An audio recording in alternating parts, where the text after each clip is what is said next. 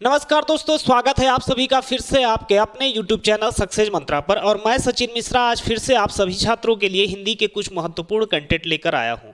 चलिए आज के इन महत्वपूर्ण प्रश्नों पे हम बारीकी से ध्यान देंगे और इनसे रिलेटेड सभी तथ्यों पर बारी बारी से चर्चा भी करेंगे। तो देखिए, जैसा कि आप सभी देख पा रहे हैं, आज का आपका स्क्रीन पे पहला प्रश्न है कि यदि सभी राज्य सरकारों को कोई एक सरकारी पत्र भेजा गया हो तो उसे क्या कहते हैं। यानी एक साथ कई राज्य सरकारों को, यानी एक साथ यानी एक ही पत्र कई लोगों के लिए भेजा जा रहा है, तो ऐसे कंडीशन में कौन सा पत्र होता है। तो देखिए ऑप्शन में दे रहे हैं सूचना, परिपत्र, आज्ञा पत्र व अधिसूचना। तो यहां पे जो सही ऑप्शन होगा दोस्तों आपका, यहां पे आपका सही ऑप्शन होगा परिपत्र। ठीक है, जब एक साथ कई राज्य सरकारों को पत्र भेजने की बात कर रहे हैं तो एक साथ एक ही पत्र कई लोगों के लिए जब जारी किया जाता है तो वहां परिपत्र होता है। तो यहां पे आपका क्या होगा, ऑप्शन बी यहां पे आपका राइट होगा। ऑप्शन बी यहां पे आपका सही होगा, परिपत्र होगा। चलिए बढ़ते हैं नेक्स्ट प्रश्न की ओर। हमारा अगला प्रश्न है, अधिसूचना का प्रयोग किस क्षेत्र में नहीं किया जाता। अगला प्रश्न है कि अधिसूचना का प्रयोग किस क्षेत्र में नहीं किया जाता। ठीक, स्क्रीन पे आप चार ऑप्शन देख पा रहे हैं, इसमें से सही जवाब क्या होगा आप अपने जवाब कमेंट बॉक्स में लिखकर जरूर भेजें, जिससे आपको भी यह आकलन लग सके कि आप कितना सही कर पा रहे हैं। ठीक है, तो देखिए हमारा सवाल है अधिसूचना का प्रयोग किस क्षेत्र में नहीं किया जाता। ठीक, तो यहां पे देखिए क्या है आपका, यहां पे सही जवाब क्या होगा, यहां पे आपका जो सही जवाब होगा दोस्तों वह होगा कर्तव्य। ठीक है, अधिसूचना का प्रयोग जो है वह कर्तव्य के क्षेत्र में नहीं किया जाता, बाकी सभी जगह पे किया जाता है। चलिए अगले प्रश्न की ओर ध्यान देंगे। हमारा नेक्स्ट प्रश्न क्या होगा ये देखते हैं।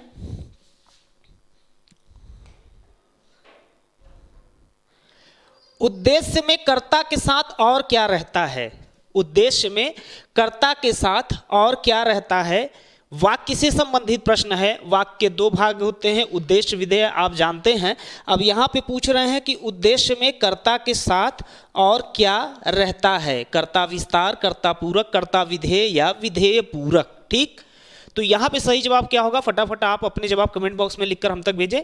देखिए यहाँ जो सही जवाब होगा दोस्तों, ऑप्शन ए सही होगा, कर्ता विस्तार होता है। ठीक है, उद्देश्य में कर्ता के साथ जो है कर्ता विस्तार होता है। तो यहां पे आपका सही जवाब क्या होगा, कर्ता विस्तार। ऑप्शन ए सही होगा। तो जिन्होंने ऑप्शन ए लगाया है उनका बिल्कुल सही जवाब होगा। ठीक, चलिए नेक्स्ट प्रश्न की ओर बढ़ेंगे। हमारा अगला प्रश्न है, जो शब्द वाक्यांशों, वाक्य तथा शब्दों को जोड़ते हैं उन्हें क्या कहते हैं। काफी इंपॉर्टेंट प्रश्न, पार्ट ऑफ स्पीच कह सकते हैं आप इसे, कि यहां से आपका ये प्रश्न है कि जो शब्द वाक्यांशों यानी वाक्य अंशों, वाक्य और शब्दों को जोड़ते हैं वे क्या कहे जाते हैं। जैसे आप और, तो, अथवा, लेकिन आदि शब्दों का प्रयोग करके वाक्यांशों को जोड़ते हैं। ठीक, तो वहां पे ऐसे वाक्य जो है जिनसे आप जोड़ते हैं उन्हें क्या कहते हैं। ठीक, जो शब्द, जिन शब्दों के प्रयोग से आप वाक्यांशों को, शब्दों को, वाक्यों को आपस में जोड़ते हैं उन्हें क्या कहते हैं। तो देखिए उन्हें क्या कहते हैं, यहाँ पे सही जवाब क्या होगा आप अपने जवाब कमेंट बॉक्स में लिखकर हम तक जरूर भेजें। यहाँ जो सही जवाब होगा दोस्तों, ऑप्शन डी सही होगा आपका, समुच्चय बोधक। ठीक है, समुच्चय बोधक शब्द कहलाते हैं कौन से शब्द, जो वाक्यांशों, वाक्यों और शब्दों को आपस में जोड़ते हैं। चलिए अगले प्रश्न की ओर ध्यान देंगे। हमारा अगला प्रश्न है कि भाववाच्य छाटिए। ठीक, भाववाच्य छाटना है यहां पे। ठीक है, भाववाच्य आप सीरियल बाय सीरियल सेंटेंस को पढ़ें, वाक्य को पढ़ें और बताएं इसमें से कौन सा वाक्य जो है भाववाच्य का वाक्य है। ठीक है, देखिए आप ऑप्शन बी में देख पा रहे हैं, ऑप्शन बी में। ठीक, यहां पे आपका है तोते से उड़ा नहीं गया। ऑप्शन बी, तोते से उड़ा नहीं गया, यानी यहां तोते की असमर्थता की भावना प्रकट हो रही है। ठीक, तोते के असमर्थता की भावना प्रकट हो रही है। तो यहां पे ऑप्शन बी आपका सही होगा, यह जो है भाववाच्य का वाक्य है। ठीक है, चलिए अगला प्रश्न है हमारा, अगले प्रश्न की ओर बढ़ेंगे।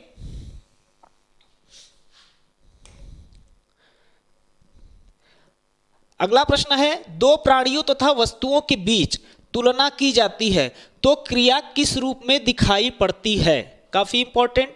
ठीक, क्रिया किस रूप में दिखाई पड़ती है जब दो वस्तुओं या प्राणियों के बीच तुलना की जाती है?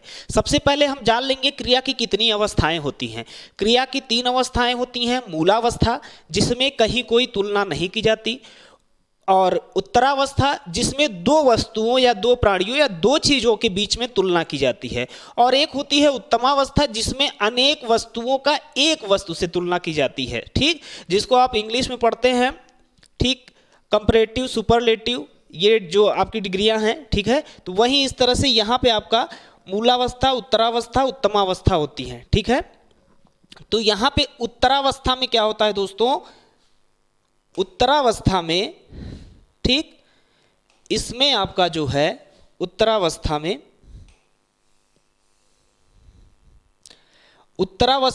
दो प्राणियों तथा वस्तुओं के बीच तुलना की जाती है। ठीक है, तो यह क्रिया किस रूप में दिखाई पड़ती है? उत्तरावस्था रूप में दिखाई पड़ेगी। ऑप्शन सी यहां पे आपका सही होगा, ऑप्शन सी उत्तरावस्था। ठीक,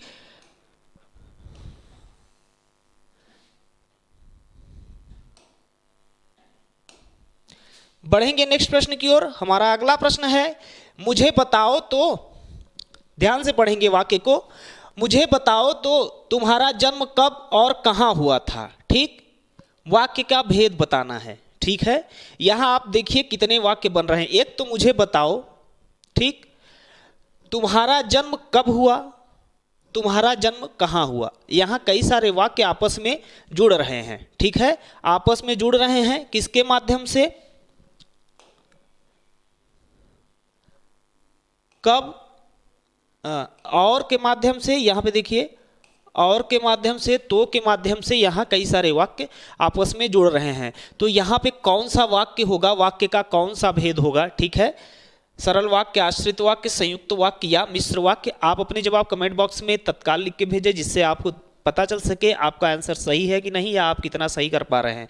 तो यहां पे जो सही जवाब निकल कर आएगा आपका दोस्तों, आपका ऑप्शन डी मिश्र वाक्य होगा। ठीक है, यहां पे मिश्र वाक्य होगा। ठीक है, चलिए नेक्स्ट प्रश्न है हमारा, सर्प, मेंढक, सिंह, घोड़ा, वानर, हाथी आदि को समझाने वाला शब्द है क्या? सर्प, मेंढक, सिंह, घोड़ा, वानर, हाथी आदि को समझाने वाला शब्द क्या है? ठीक, यानी शब्द एक ही हो जिसको इन सभी का जो एक नाम हो, यानी ऐसा नाम जिससे इन सभी को डिनोट किया जा सके, सभी के लिए बोला जा सके। यानी वह नाम सिंह का भी होगा, सर्प का भी होगा, मेढक का भी होगा, घोड़ा का भी होगा, वानर और हाथी का भी होगा। ठीक है, तो यहां पे सही जवाब क्या होगा? आप अपने जवाब हम तक लिखकर कमेंट बॉक्स में जरूर भेजें। यहां पे देखिए जो सही जवाब होता है दोस्तों आपका, वह सही जवाब होगा हरि। ठीक है, हरि एक ऐसा शब्द है जिसको आप मेढक को भी बुला सकते हैं, सर्प को भी बुला सकते हैं, सिंह को भी बुला सकते हैं, घोड़ा को भी हरि बोल सकते हैं आप, वानर को भी बोल सकते हैं और हाथी को भी बोल सकते हैं। ठीक, तो यहाँ पे सही जवाब आपका क्या होगा? ऑप्शन सी सही जवाब होगा, हरि होगा। बढ़ेंगे नेक्स्ट प्रश्न की ओर। अगला प्रश्न है, कौन सी प्राचीन भाषा नहीं है? अपभ्रंश, पंजाबी, प्राकृत या संस्कृत? ठीक, आप हिंदी साहित्य के इतिहास में 4 प्राचीन भाषाएं पढ़ चुके हैं, पाली, प्राकृत, अपभ्रंश, संस्कृत। ठीक, इस तरह से और भी जो चीज़ें हैं आप हिंदी साहित्य के इतिहास में पाते हैं। तो यहाँ पे जो आपका सही जवाब होगा, कौन सी भाषा प्राचीन नहीं है, वह कौन सी भाषा होगी जो प्राचीन नहीं होगी? ठीक है, वह भाषा आपका जो है दोस्तों पंजाबी है। इनमें से ऑप्शन बी सही है, पंजाबी प्राचीन भाषा नहीं है। बाकी ये तीनों भाषाएं, अपभ्रंश, प्राकृत, संस्कृत, ये प्राचीन भाषाएं हैं। चलिए नेक्स्ट प्रश्न की ओर ध्यान देंगे। हमारा अगला प्रश्न होगा, अगला प्रश्न हमारा है कि अनिश्चयवाचक सर्वनाम का अपादान कारक में बहुवचन रूप होगा क्या? सबसे पहले तो ध्यान देंगे क्या क्या चीजें हैं। ठीक, हमको ध्यान में रखना है क्या क्या चीजें हैं। एक है अनिश्चयवाचक सर्वनाम, जो सर्वनाम का एक प्रकार है। ठीक है, सर्वनाम का एक प्रकार है, अनिश्चयवाचक सर्वनाम है। ठीक, और कौन सा कारक की बात कर रहे हैं? अपादान कारक। अपादान कारक का मतलब क्या होता है? अलग होने के अर्थ में। ठीक, तो यहाँ पे अपादान कारक, अनिश्चयवाचक, और तीसरा क्या है, बहुवचन रूप की बात कर रहे हैं। ठीक, बहुवचन, यहाँ वचन की भी हमको ध्यान में रखना है, वचन का भी ध्यान में यहाँ पे हम देख करके इनमें से ऑप्शन चुनेंगे। तो यहाँ पे देखिए चारों चीजें आपको, चारों ऑप्शन देखने में तो आपको अनिश्चयवाचक, सर्वनाम और अपादान कारक ही लग रहे हैं, लेकिन इनमें से एक ऐसा है जो बहुवचन का भी रूप है। ठीक, वह है आपका ऑप्शन सी, किन्हीं से। ठीक है, किन्हीं से जो आप ऑप्शन में देख पा रहे हैं, यह जो है निश्चयवाचक, सर्वनाम, अपादान कारक और बहुवचन का रूप है। बाकी आपका चाहे ए हो, ऑप्शन बी किसी से, ए, ऑप्शन बी किन से, ऑप्शन डी किनको, ये तीनों चीजें आपकी जो है तो अनिश्चयवाचक, सर्वनाम, अपादान कारक ही, लेकिन एक वचन में है। ठीक है, तो यहाँ पे सही जवाब क्या होगा आपका, ऑप्शन सी सही जवाब होगा। चलिए नेक्स्ट प्रश्न की ओर ध्यान देंगे। हमारा अगला प्रश्न है, पुल्लिंगवाचक शब्द छांटिए। ठीक है, पुल्लिंगवाचक शब्द छांटिए। तो यहां पे पुल्लिंगवाचक शब्द कौन सा होगा, काफी आसानी से ये आप बता सकते हैं। यहां पे पुल्लिंगवाचक शब्द कौन सा होगा, यहां जो पुल्लिंगवाचक शब्द है दोस्तों, वह है आपका कैमरा। ठीक है, ऑप्शन ए में देख पा रहे हैं आप, कैमरा, कैमरा आपका पुल्लिंगवाचक शब्द है, बाकी सब स्त्रीलिंगवाचक शब्द हैं। ठीक है, तो यहां पे सही जवाब ऑप्शन ए होगा। नेक्स्ट प्रश्न की ओर ध्यान देंगे। हमारा अगला प्रश्न है कि पाहुना का पर्यायवाची होगा क्या। पर्यायवाची से रिलेटेड प्रश्न है। पर्यायवाची पूछ रहे हैं कि पाहुना का पर्यायवाची क्या होगा। पाहुना मतलब आने वाला होता है। ठीक है, जिसको आप आगंतुक बोलते हैं। ऑप्शन में देखिए, ऑप्शन सी दिख रहा है आपको, ऑप्शन सी आगंतुक। ठीक है, ऑप्शन सी यहां पे सही होगा, पाहुना का पर्यायवाची आगंतुक होगा। ठीक है, तो इस तरह से यहां पे आपका सही जवाब होगा ऑप्शन सी।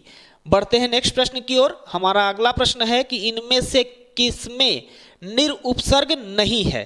ठीक है, कौन सा ऐसा शब्द है इनमें से, ये चार शब्द जो दिए गए हैं आपको स्क्रीन पे, इनमें से कौन सा शब्द है जिनमें निरुपसर्ग नहीं है। तो सबसे पहले हम शब्दों को पढ़े। शब्द है हमारा निःशेष, निर्देश, निःशेष, निर्देश, निर्बल और निर्वाह। तो सबसे पहले हम पहले ही शब्द से देख लेंगे। निःशेष को जब हम अलग करेंगे तो यह हमारा होगा निधन शेष। ठीक, जब हमने शब्द को अलग किया, इसके पार्ट डिवाइड कर दिए, तो हमें मिला क्या, निह मिला। जब हमें निह मिल गया तो हम समझ गए कि यहाँ निर तो है नहीं, तो कौन सा ऐसा शब्द है जिसमें निरुपसर्ग नहीं है, ऑप्शन ए सही होगा, निःशेष। ठीक, बाकी आप निर्देश को देख लीजिए तो यहाँ निर्धन देश हो जाएगा आपका। ठीक, इसी तरह से निर्बल, निर्धन बल, निर्वाह, निर्धन वाह। ठीक, तो यहाँ पे जो है आपका सही जवाब जो है वह ऑप्शन ए है, निःशेष। ठीक है, नेक्स्ट प्रश्न की ओर ध्यान देंगे। हमारा अगला प्रश्न है कि शुद्ध वाक्य छांटिए। वाक्य से रिलेटेड प्रश्न है, शुद्ध वाक्य छांटने की बात कर रहे हैं। यहाँ पे शुद्ध वाक्य कौन सा सही होगा, आप भी अपने जवाब कमेंट बॉक्स में लिख करके खुद को परखें कि आप कितना सही कर पा रहे हैं। यहाँ पे देखिए, पहला है मुझसे यही काम संभव नहीं हो सकता। ठीक, यहाँ पे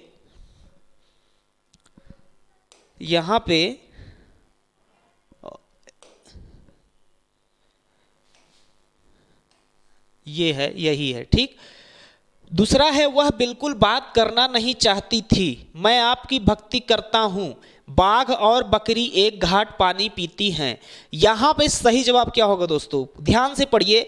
यहां पे आपका सही जवाब होगा ऑप्शन बी वाला वाक्य। आप देख पा रहे हैं कि वह बिल्कुल बात करना नहीं चाहती थी, तो यहां पे सही जवाब आपका ऑप्शन बी होगा। ठीक है, ऑप्शन बी, वह बिल्कुल बात करना नहीं चाहती थी, यह आपका शुद्ध वाक्य होगा। अगले प्रश्न की ओर ध्यान देंगे। हमारा नेक्स्ट प्रश्न होगा, समीप, छोटा तथा गौड़ के अर्थ में कौन सा उपसर्ग आता है। देखिए, यह आपको थोड़ा सा उपसर्ग से क्वेश्चन बनता है, लेकिन थोड़ा सा हट के क्वेश्चन लग रहा होगा। क्वेश्चन है समीप, छोटा तथा गौड़ के अर्थ में कौन सा उपसर्ग आता है, यानी किस उपसर्ग का हम प्रयोग करते हैं, कि कौन सा ऐसा उपसर्ग है जिसका हम शब्दों में प्रयोग करके नया शब्द बनाते हैं तो उसके अर्थ में या तो समीप दिखाई देता है, या छोटा दिखाई देता है, या गौड़ दिखाई देता है। ठीक, तो यहाँ पे जो सही जवाब होगा, ये ऑप्शन देखते हैं, उर है, उत है, उव है, उप है। ठीक, सभी यहाँ संस्कृत के ही उपसर्ग हैं। तो यहाँ पे जो है आपका जो सही जवाब होगा वह होगा दोस्तों उप। ठीक है, उप होगा। उप उपसर्ग का जब आप प्रयोग करते हैं तो किसी भी शब्द में आप उप लगाते हैं तो वहां या तो समीप का भाव प्रकट होगा, या छोटा का अर्थ होगा, या गौड़। ये तीन अर्थ सामने आपको देखने को मिलेंगे, चाहे जिस शब्द में आप इसको लगा करके नए शब्द का निर्माण करके देख लीजिए। तो यहाँ पे सही जवाब जो है आपका ऑप्शन डी सही है, उप सही है। ठीक, इसके जस्ट अपोजिट में होगा उत, यह श्रेष्ठ का भाव प्रकट करेगा। ठीक है, श्रेष्ठ का भाव प्रकट करेगा। तो यहाँ पे जो सही जवाब आपका है, यहाँ पे जो सही जवाब आपका है उप है। ठीक, तो ऑप्शन डी यहाँ पे आपका सही जवाब होगा। बढ़ते हैं नेक्स्ट प्रश्न की ओर दोस्तों। हमारा अगला प्रश्न है कुंदन का पर्यायवाची होगा, क्या होगा? चार ऑप्शन आपको देखने को मिल रहे हैं, हेम, दुश्मन, मतंग, स्वजन। ठीक, तो यहाँ पे कुंदन का पर्यायवाची क्या होगा? कभी कभी ऐसी परिस्थिति होती है कि हमें पर्यायवाची शब्द पता तो होता है, लेकिन कुछ पर्यायवाची शब्द नहीं पता होता, जिसके कारण हम जो है भूल जाते हैं। मान लीजिए इनमें से जैसे कभी होता है कुंदन का तो आपको पता है सोना, लेकिन हेम नहीं पता है कि हेम भी सोना होता है। ठीक, या हेम तो पता है आपको सोना, लेकिन कुंदन नहीं पता है। बाकी स्वर्ण, कंचन आपको पता है। तो यहाँ पे देखिए कुंदन का जो सही पर्यायवाची होगा क्या होगा? हेम होगा। ठीक है, हेम होगा। कुंदन मतलब सोना होता है, स्वर्ण, कंचन। ठीक, हेम, कुंदन ये सोना के पर्यायवाची हैं। तो ऑप्शन ए यहाँ पे आपका सही होगा, कुंदन का जो पर्यायवाची होगा वह हेम होगा। चलिए नेक्स्ट प्रश्न की ओर ध्यान देंगे। हमारा अगला प्रश्न होगा ड्रॉविंग मैन कैचेज ए स्ट्रॉ का अर्थ है क्या? ठीक, drawing man catches a straw का अर्थ क्या है? ठीक है, ऑप्शन ए डूबने वालों को तिनका सहारा देता है, डूबने वालों को भगवान बचाता है, डूबते को तिनके का सहारा, या डूबने वाला खुद को बचाने को संघर्ष करता है। ठीक, काफ़ी इंपॉर्टेंट। कभी कभी क्या अक्सर एग्जाम में यूपी ट्रिपल एससी के तो हमें ये देखने को मिलता है कि एक अंग्रेजी में लाइन दे दी जाती है, उसके चार जो है ऑप्शन नीचे दे दिए जाते हैं और हमें पूछा जाता है कि इसमें से कौन सा सही जवाब होगा, इसका सही अर्थ क्या होगा, आपको बताना है। ठीक, तो यहाँ पे देखिए जो ड्रॉविंग मैन कैचेज स्ट्रॉ का सही अर्थ होगा दोस्तों, वह आपका होगा डूबते को तिनके का सहारा। ठीक है, डूबते को तिनके का सहारा। यहाँ आपका ये जो इंग्लिश सेंटेंस दिया है इसका सही अर्थ निकल के आएगा ऑप्शन सी, डूबते को तिनके का सहारा। चलिए अगले प्रश्न की ओर ध्यान देंगे। हमारा नेक्स्ट प्रश्न है कौन सा अधिकरण तत्पुरुष समास का उदाहरण नहीं है? तत्पुरुष समास यहां समास से रिलेटेड प्रश्न है। प्रश्न कहां से बन रहा है? समास से। ठीक, कौन से समास की बात कर रहे हैं? तत्पुरुष समास। और कौन से तत्पुरुष की बात कर रहे हैं? अधिकरण तत्पुरुष की। ठीक, यहां पे समास से प्रश्न है और समास में तत्पुरुष समास और कौन से तत्पुरुष की? अधिकरण तत्पुरुष की। आइए हम शब्द से ही देख लेते हैं। यहां पे देखिए पुरुषोत्तम है, देशाटन है, कुलश्रेष्ठ है और धर्मभ्रष्ट है। ऑप्शन डी में आपको दिख रहा है धर्मभ्रष्ट। हम इसको थोड़ा सा डिफाइन करते हैं, इसको थोड़ा सा और अलग करते हैं, थोड़ा सा खोलते हैं आपको देखने के लिए। धर्मभ्रष्ट का मतलब क्या होगा? जब इसका हम समास विग्रह करेंगे तो होगा क्या हमारा? धर्म से भ्रष्ट। ठीक, तो यहां पे देखिए कौन सा कारक आ रहा है? से, यानी अपादान कारक। ठीक, धर्म से भ्रष्ट होने का अर्थ क्या होगा? यानी धर्म से अलग, धर्म से दूरी जिसकी हो। ठीक, जो धर्म को न मानता हो। ठीक, या धर्म से दूरी हो। ठीक, धर्म के विपरीत में कार्य करता हो। ठीक, तो वहां धर्म से दूरी की बात की जा रही है, तो यहां पे क्या होगा? अपादान कारक होगा। ठीक, तो यहां पे जब अपादान आ रहा है तो कौन सा अपादान होगा? तत्पुरुष अपादान होगा। ठीक, न कि अधिकरण अपादान। ठीक, तो सही जवाब क्या होगा आपका? धर्मभ्रष्ट। यहां कौन सा तत्पुरुष समास है? अपादान तत्पुरुष समास है। तो इस तरह से ऑप्शन डी आपका यहाँ पे सही होगा। चलिए बढ़ते हैं नेक्स्ट प्रश्न की ओर। हमारा नेक्स्ट प्रश्न क्या होगा आइए देखते हैं। शुद्ध वाक्य फिर से चयन करना है आपको, शुद्ध वाक्य छांटना है। तुम इसका दाम देने जाओ, उसका संतान अच्छा है, मुझे आपका काम बहुत पसंद है, बेफिजूल बात मत करो। ठीक, बेफिजूल बात मत करो। यहां पे अब आपको सही जवाब बताना है। सही जवाब क्या होगा? देखिए यहां सही जवाब क्या होगा? ऑप्शन सी में आप देख पा रहे हैं सेंटेंस है, वाक्य है मुझे आपका काम बहुत पसंद है। ठीक, यह वाक्य आपका शुद्ध है, बाकी सभी वाक्य त्रुटिपूर्ण है। ठीक, यहाँ ऑप्शन सी आपका मुझे आपका काम पसंद है, बहुत पसंद है, मुझे आपका काम बहुत पसंद है, यह वाक्य शुद्ध है। चलिए नेक्स्ट प्रश्न की ओर बढ़ेंगे। हमारा अगला प्रश्न है, पंजाब में हिंदी का प्रचार किसने किया? ठीक है, पंजाब में हिंदी का प्रचार किसने किया? सदल मिश्र ने, श्रद्धाराम फुल्लौरी ने, लल्लू लाल ने, राजा राम मोहन राय ने। हिंदी साहित्य के इतिहास से प्रश्न है। यहाँ पे आपको बताना है कि पंजाब में हिंदी भाषा का प्रचार प्रसार किसने किया। ठीक है, तो यहाँ पे देखिए जो सही जवाब होगा वो ऑप्शन बी होगा, श्रद्धाराम फुल्लौरी। ठीक, इन्होंने पंजाब में हिंदी के प्रचार प्रसार का कार्य किया और काफ़ी हद तक हिंदी को पंजाब में प्रसारित किया। तो यहाँ पे आपका ऑप्शन बी सही होगा, श्रद्धाराम फुल्लौरी।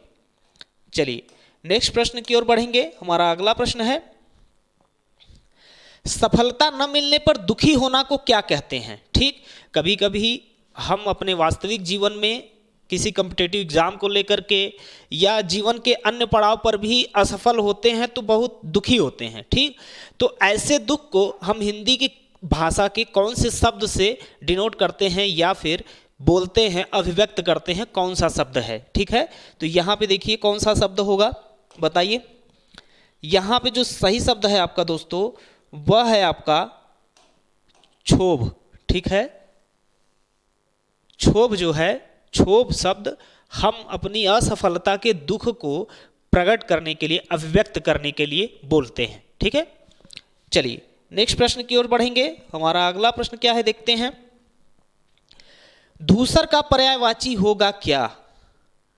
धूसर का पर्यायवाची क्या होगा? खनक, सदन, बेसर या गजवदन। ठीक है, पर्यायवाची से प्रश्न है।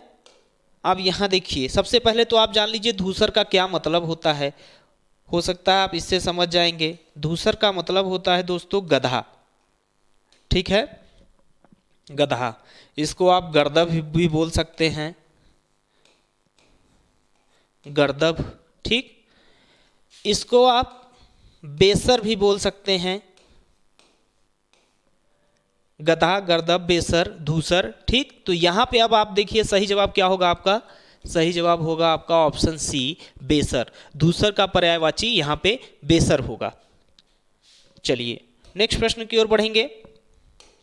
हमारा अगला प्रश्न है, खाने की इच्छा है। ठीक, जब खाने की इच्छा हो, ठीक, तो उसको किस शब्द से अभिव्यक्त किया जाएगा? खाने की इच्छा को किस शब्द से अभिव्यक्त किया जाएगा? विभुच्छा से, बुभुच्छा से, विभुच्छा से, भूभुच्छा से। ठीक, तो जो खाने की इच्छा होती है उसको हम बुभुच्छा शब्द से अभिव्यक्त करते हैं। ठीक है, किससे? बुभुच्छा शब्द से। तो यहां पे आपका ऑप्शन बी सही होगा। नेक्स्ट प्रश्न की ओर बढ़ेंगे। हमारा अगला प्रश्न क्या है आइए देखते हैं। स्पर्श व्यंजन कंठ ध्वनि, अघोष और महाप्राण ध्वनि है। वर्णमाला से प्रश्न है। कहां से प्रश्न बना है आपका? वर्णमाला से। वर्णमाला से आपका यह प्रश्न बना है। इसमें कौन सा व्यंजन है जो स्पर्श व्यंजन है? कंठ ध्वनि भी है, अघोष और महाप्राण ध्वनि भी है। ठीक, तो यहां पे देखिए ऑप्शन आप सी देख रहे हैं, ख। ठीक, ख आपका यहां ऑप्शन में स्पर्श व्यंजन भी है, कंठ ध्वनि भी है, अघोष और महाप्राण ध्वनि भी है। ठीक, ऑप्शन सी ख। ठीक है, चलिए अगले प्रश्न पे बढ़ेंगे। हमारा अगला और अंतिम प्रश्न है, दंतोष्ठ ध्वनि कौन सी है? ठीक है, कौन सी ध्वनि? दंतोष्ठ। दंतोष्ठ का मतलब होता है दंत प्लस ओष्ठ। ठीक, दंत और ओष्ठ से जो बोली जाती है ध्वनि वह कौन सी ध्वनि है यहां पे आपको बताना है। ठीक, आपका ऑप्शन ए वह है, ऑप्शन बी फ है, ऑप्शन सी यह है और ऑप्शन डी र है। ठीक, तो दोस्तों दंतोष्ठ जो ध्वनि है वह है आपका अंतस्थ व्यंजन व, ठीक है, वह आपका दंतोष्ठ ध्वनि है, ठीक, यहाँ पे। तो इस तरह से ये हिंदी के काफ़ी इम्पोर्टेंट क्वेश्चन जो किसी न किसी एग्ज़ाम में पूछे जा चुके हैं पहले, और इस चैनल के माध्यम से हमने आप सभी छात्रों के सामने कम से कम समय में रखने का प्रयास किया और इससे रिलेटेड सारी चीज़ों पे बात भी करने का प्रयास किया। तो वीडियो जैसा भी हो, आपको जैसा वीडियो लगे, पढ़ाने का तरीका, जो भी आपके कमेंट हो, जो भी आपके फीडबैक हो, आप अपने फीडबैक हम तक ज़रूर भेजें, क्योंकि आपके फीडबैक से हमें एक मनोबल मिलता है, एक उत्साहवर्धन होता है, जिससे हम आगे और कार्य के लिए प्रेरित होते हैं। तो फिलहाल इस वीडियो में इतना ही। वीडियो में बने रहने के लिए आप सभी साथियों का बहुत बहुत धन्यवाद। मिलते हैं नेक्स्ट वीडियो में।